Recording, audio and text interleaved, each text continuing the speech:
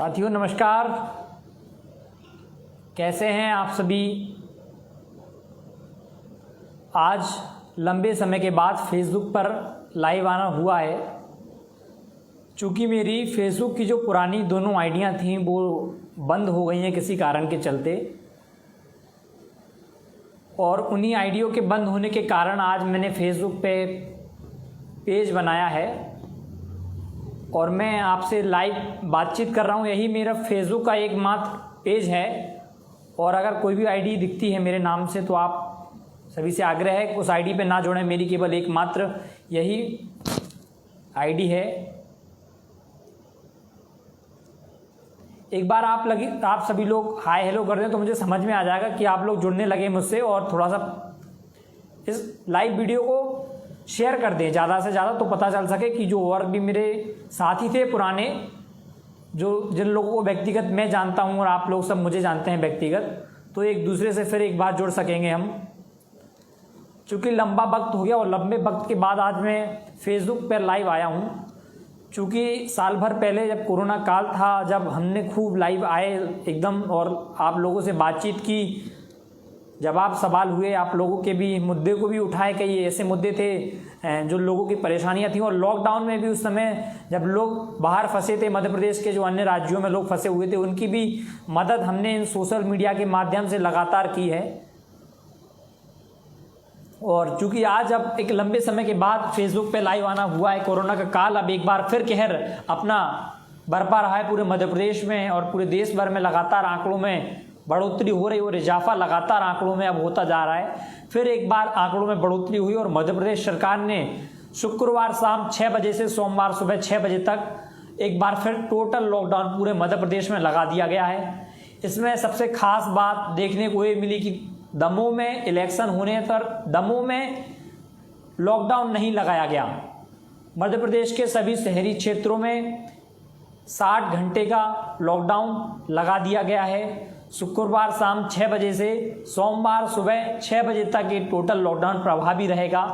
और प्रदेश के सभी जिलों में पूरे हफ्ते भर को लो, जहां पर आंकड़ों में बढ़ोतरी हो रही है, जो शहर में लगातार आंकड़े बढ़ रहे हैं, उन जिलों में रात 10 बजे से सुबह 6 बजे तक भी प्रशासन ने कर्फ्यू और राज्य सरकार ने कर्फ्यू लगाया है। लेकिन आंकड़ों में लगातार बढ़ोतरी हो रही है। पिछले लगभग 1 महीने पहले की बात करें तो प्रदेश के कई जिलों में लगातार जो आंकड़े में बढ़ोतरी इस बार अब तेजी की रफ्तार से एक बार फिर हुई है। नई साल के बाद अब जो आंकड़े फिर एक बार आसमान तक पहुंचने लगे, तो कहीं ना कहीं पहले 1 माह पहले उम्मीद लगाई जा रही थी कि कोरोना अब खत्म होने की कगार पर आ गया है और लोगों को भारी खुशी हो रही थी इस बात को लेकर तो कि कोरोना खत्म हो गया। लगातार आंकड़ों में जो गिरावट देखी गई थी, और पिछले 1 महीने पहले लगातार आंकड़े केवल 2-4 ही मरीजों के साथ अपने छोटे छोटे जो मध्य प्रदेश के जिले हैं वहां पर रह गए थे। तो यही कारण है कि लोगों में एक खुशी देखी जा रही थी, भारी उत्साह था, चाहे प्रशासनिक अधिकारी हों, नेता हों या सभी आम लोग हों। तो एक खुशी के तौर पर सभी में देखी जा रही थी कि अब कोरोना एक खत्म होने की कगार पर आ गया है। तो कहीं ना कहीं लोगों में बहुत खुशी थी और एक बात का माहौल बना हुआ था। चाहे अब होली का पर्व आया, होली भी सख्ती के साथ मनानी थी, लेकिन लोगों ने लापरवाहियां की। नया साल था, नए साल में भी हमने कई लापरवाहियां की, प्रशासनिक अधिकारियों ने भी लापरवाहियां की, नेताओं ने भी लापरवाहियां की। लेकिन इन लापरवाहियों से हमें लापरवाही अब नहीं करना, इन लापरवाहियों से हमें सबक सीखना होगा। चूंकि देखा अब एक बार फिर सप्ताह भर से पिछले 15 दिन से लगातार आंकड़ों में बढ़ोतरी होने लगी है। मध्य प्रदेश के सभी जिलों में लगातार आंकड़े आ रहे हैं, मेरे आसपास आ रहे हैं, आप लोगों के भी आसपास आ रहे होंगे। लोगों के सवाल जवाब लगातार आ रहे हैं। प्रशासनिक अधिकारियों ने सख्ती कर दी है, सरकार लेकर चिंतन मंथन लगातार कर रहा है। मुख्यमंत्री लगातार अधिकारियों के साथ बैठक ले रहे हैं और उस बात को मॉनिटरिंग करना है कि कोरोना नियंत्रण कैसे किया जा सके।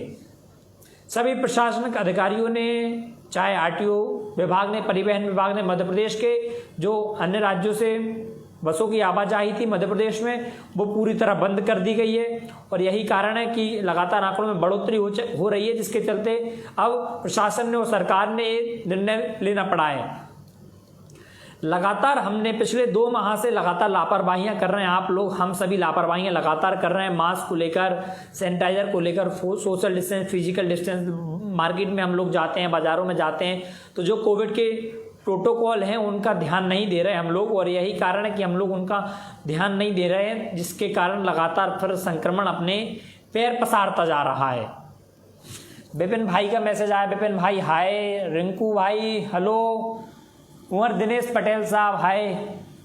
एक बार सभी आप मेरी फेसबुक जो लाइव में आपसे बातचीत कर रहा हूँ उसको आप शेयर कर दें, चूँकि जो मेरे और साथी थे तो उन सबको पता चल जाए कि मैं एक बार फिर सोशल मीडिया पर आ गया हूँ। चूँकि मेरी फेसबुक ने पहले की जो पुरानी आईडी थी वो भी बंद कर दी कोरोना में, फिर दोबारा से जो नई आईडी बनाई थी तो वो भी दोबारा से मेरी बंद कर दी है। फिर उसके बाद आज मैंने फेसबुक का एक पेज बनाया है और आप सभी के माध्यम से सभी साथी जुड़ जाएंगे एक बार फिर, जो लोग पहले मेरे साथ जुड़े हुए थे। तो सभी से आग्रह है कि एक बार ज़्यादा से ज़्यादा शेयर कर दें, ताकि जो मेरे सहयोगी थे, साथी थे, मित्र थे, तो वो सब एक बार फिर इस फेसबुक पेज के माध्यम से ज्वाइन कर लें हम, और एक दूसरे से हम खबरों का आदान प्रदान और भी जो बातचीत हमारी होती रहती थी अक्सर, एक बार फिर होती रहेगी। विपिन भाई का मैसेज आया है, एक टाइम इलेक्शन टाइम के लिए कोरोना नहीं होता क्या?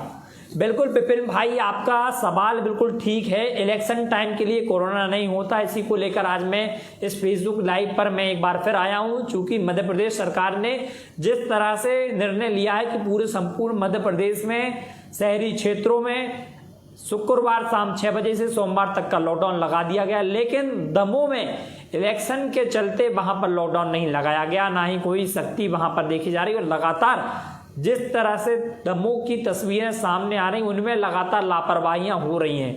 तो कहीं ना कहीं हम तो सवाल ही कर सकते हैं राज्य सरकार से और केंद्र सरकार से कि कोरोना इलेक्शन में नहीं जा सकता क्या? खैर, एक सोशल मीडिया पर पिछले एक सप्ताह से एक वीडियो वायरल हो रहा है जिसमें कहीं का एक व्यक्ति है, वो बता रहा है कि कोरोना कहाँ है कहाँ नहीं है। जहाँ धरना प्रदर्शन होते हैं, जुलूस होते हैं, आंदोलन होते हैं, वहाँ कोरोना नहीं जाता, और कोरोना कहाँ है कहाँ नहीं है इसका सरकार तय करती है।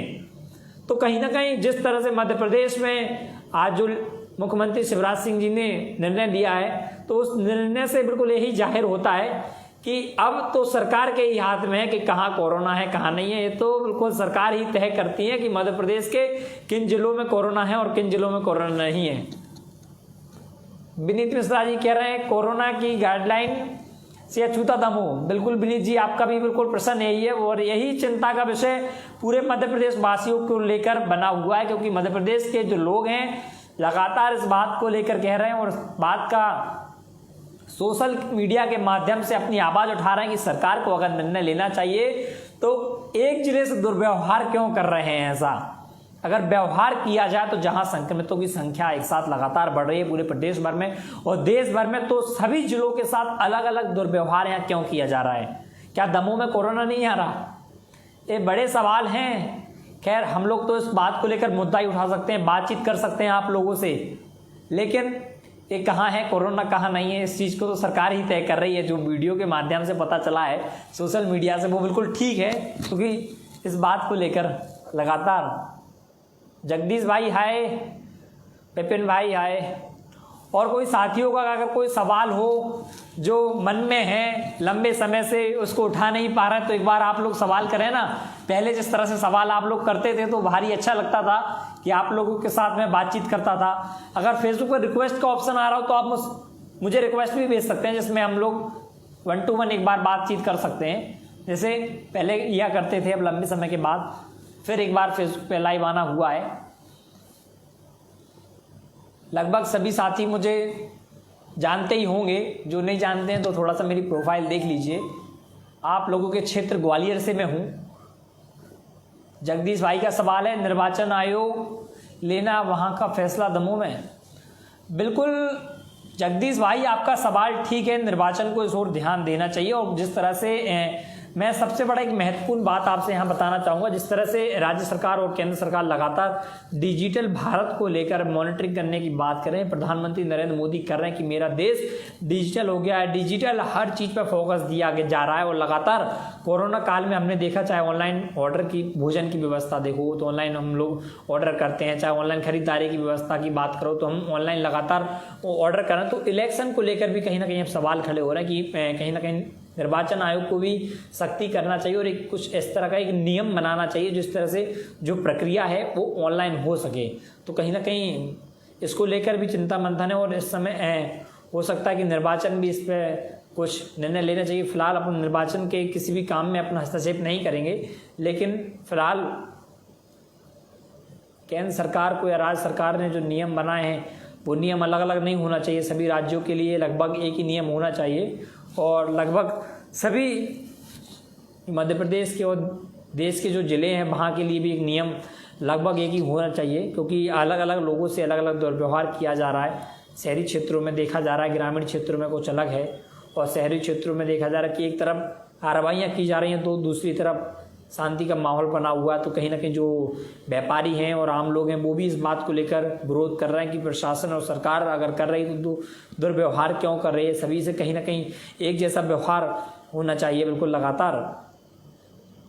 और एक चीज़ सबसे महत्वपूर्ण बात है कि प्रशासन और राज्य सरकार, केंद्र सरकार लगातार कोरोना को लेकर मुहिम चला रही हैं, अभियान चला रही हैं लोगों को, पर फिर भी जागरूकता की कमी लोगों में देखी जा रही है। क्योंकि मैं लगातार ग्राउंड जीरो से रिपोर्टिंग कर रहा हूं और उस रिपोर्टिंग के माध्यम से लगातार आप लोग देखते रहते हैं सभी लोग। मैं लगातार कोरोना के जो क्षेत्र हैं, शहरी क्षेत्र हैं जहां पर भीड़ भाड़ होती है, वहां पर लगातार मैं जा रहा हूं, पर वहां पर साफ देखा जा रहा है कि आज भी 50% लोग मास्क लगाते नज़र आते हैं और बाकी 50% लोग मास्क नहीं लगाते। जब हम लोग पहुंचते हैं कैमरा लेकर, उनसे जब बातचीत करते हैं तो कैमरा के डर से वो लोग कहीं ना कहीं मास्क लगा लेते हैं और उन्हें कहीं ये डर होता है। ख़ास तौर पर एक चीज़ यहाँ देखी जा रही है कि जो लोग मास्क लगाते हैं वो प्रशासन की चालानी कार्रवाई को लेकर मास्क लगाते नज़र आते हैं।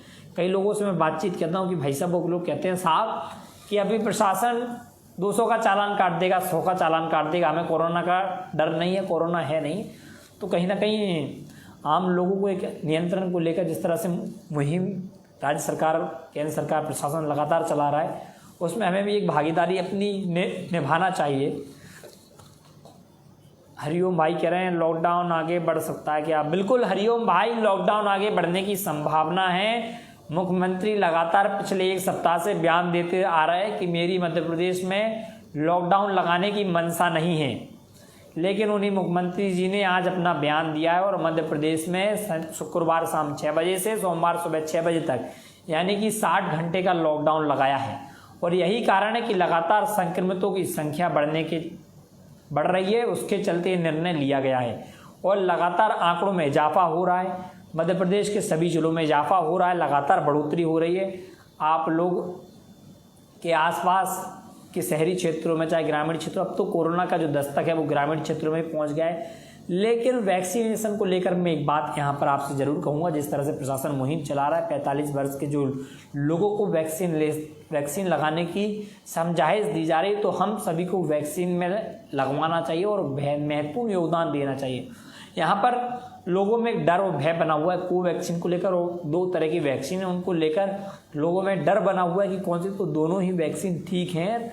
केंद्र सरकार की वैक्सीन है, अपने भारत की वैक्सीन है, भारत के वैज्ञानिकों ने उन वैक्सीन बनाने पर मेहनत की, तो हमें उस वैक्सीन में लगवाना चाहिए। जिन लोगों की एंटीबॉडी नहीं है, तो कहीं ना कहीं जो वैक्सीन है वो एंटीबॉडी पर काम कर रही है। और कई साथी ऐसे देखे गए हैं जो वैक्सीन लगाने के बाद पॉजिटिव आ रहे हैं, दोनों डोज लगाने के बाद पॉजिटिव आ रहे हैं, पर उनमें खास बात एक देखी जा रही है कि उनकी एंटीबॉडी होने के कारण वो घर में होम क्वारंटाइन रहते ही जल्दी स्वस्थ हो जा रहे हैं।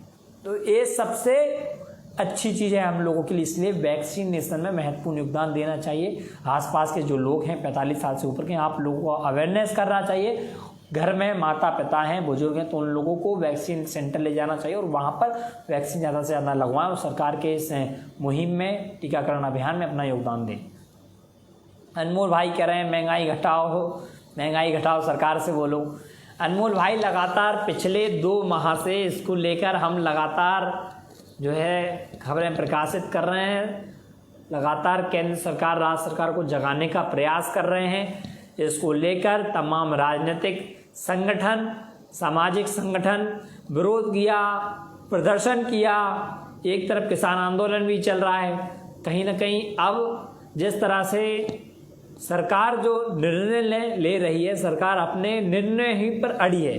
चाहे किसान आंदोलन की बात कर लो, महंगाई को लेकर बात कर लो, क्योंकि अक्सर देखा जा रहा है कि अगर हम मध्य प्रदेश के हैं तो मध्य प्रदेश के में पेट्रोल डीजल के भाव अन्य राज्यों से आप देखें, चाहे उत्तर प्रदेश की बात करें, यहाँ पर चाहे दिल्ली की बात करें, राजस्थान की बात करें, छत्तीसगढ़ की बात करें, तो कहीं ना कहीं जो लगातार जिस तरह से बढ़ोतरी हो रही है और पिछले लंबे समय से बढ़ोतरी होने के बावजूद केवल एक बार गिरावट यहाँ पर देखी गई, तो उसमें 17 पैसे और 18 पैसे की मध्य प्रदेश में गिरावट हुई थी। अभी भी लगभग 100 रुपये का पेट्रोल है मध्य प्रदेश के सभी ज़िलों में। अपने अपने अलग अलग भाव हैं, भोपाल के अलग भाव हैं, इंदौर के अलग भाव हैं, तो सभी जगह के भाव बिल्कुल अलग अलग हैं। तो कहीं ना कहीं अब हमें आपको समझना होगा, सरकार तो इस बात को लेकर चुप बैठी है, ना ही कोई सुनने को तैयार है। व्हाट्सएप ग्रुप नंबर क्या है भाई? मेरा व्हाट्सएप ग्रुप नंबर वही है 9144444068। मैं डिस्क्रिप्शन में दे दूंगा, अपना नंबर एक बार लिख दूंगा, चूँकि लंबे समय से जो साथी थे तो कई लोगों के पास नंबर मेरे हट गए।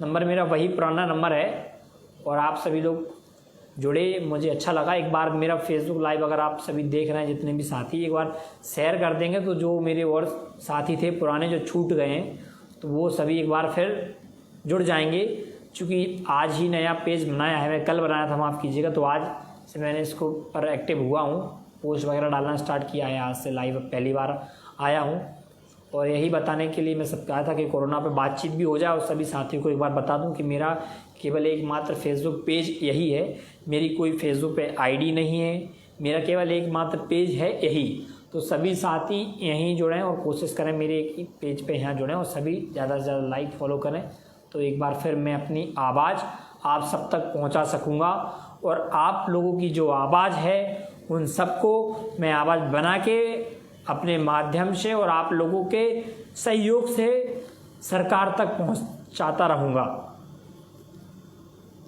बाल मुकुंद अग्रवाल जी कह रहे हैं, चेतन भाई क्या सरकार लाइट एंड हलवाई और बैंड वालों की तरफ कुछ सोचेगी? बिल्कुल अग्रवाल साहब, लगातार जिस तरह से देखा जा रहा है कि टेंट वालों, क्योंकि आज ही मेरी कई टेंट वाले साथियों से मुलाकात हुई थी, तो उनका मैरिज गार्डन का काम है, कई लोग उसमें हलवाई थे और ऑटो टेम्पू चलाते हैं कई लोग, और शादी का जो टेंट का काम है उनका डीजे का काम है, तो वो सब डेकोरेशन का काम करते हैं। उस बात को लेकर उन्होंने राज्य सरकार को अपना पत्र लिख दिया, जो आपका संगठन है, क्योंकि उनकी मांग है कि प्रशासन ने जो गाइडलाइन बनाई है, जिस तरह से केंद्र सरकार की जो गाइडलाइन आई है मैरिज गार्डन को लेकर, हलवाई को लेकर, मैरिज गार्डन तो एक गाइडलाइन आई है कि जो मैरिज गार्डन उसमें सीमा रखी गई है कि करीब 100 लोग या 50 लोग शामिल हो सकेंगे।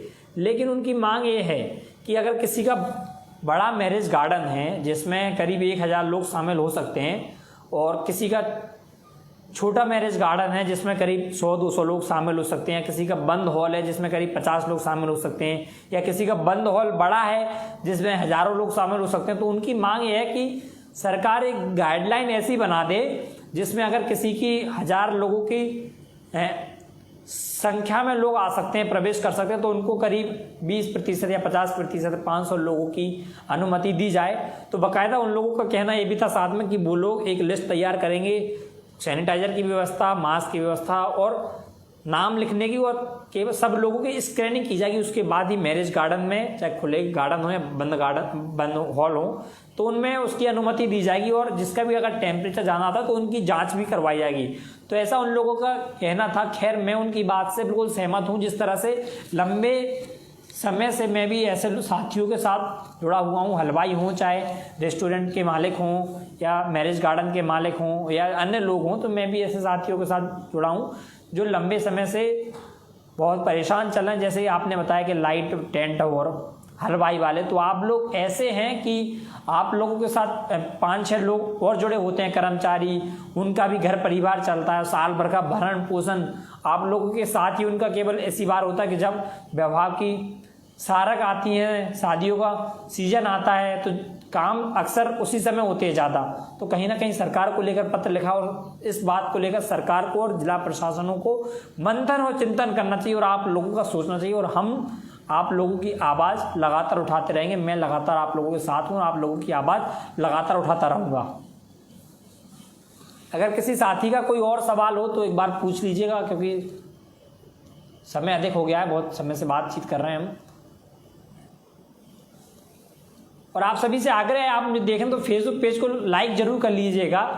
वो ऐसा बटन है थंबनेल का, तो उसको दबा के आप लाइक कर लेंगे तो मेरे से जो मेरी अपडेट है वो आप तक आ जाएगी नोटिफिकेशन। फॉलोअप का ऑप्शन भी होगा तो आप फॉलोअप कर लीजिएगा और मेरा लाइक शेयर कर दीजिएगा ये लाइव को, तो जिससे और लोग जुड़ जाएं। अगर किसी का कोई और सवाल हो तो बता दीजिएगा एक बार।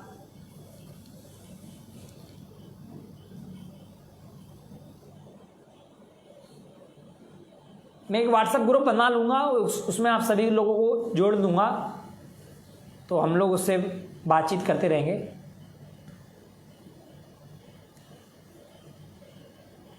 ठीक है, फिर सभी को thank you and good night. और सभी से एक आग्रह है, सभी लोग मास्क लगा कर रखें और कोविड के जो प्रोटोकॉल हैं उनका बिल्कुल ध्यान रखें। जब हम सुरक्षित तो परिवार सुरक्षित। Thank you, bye.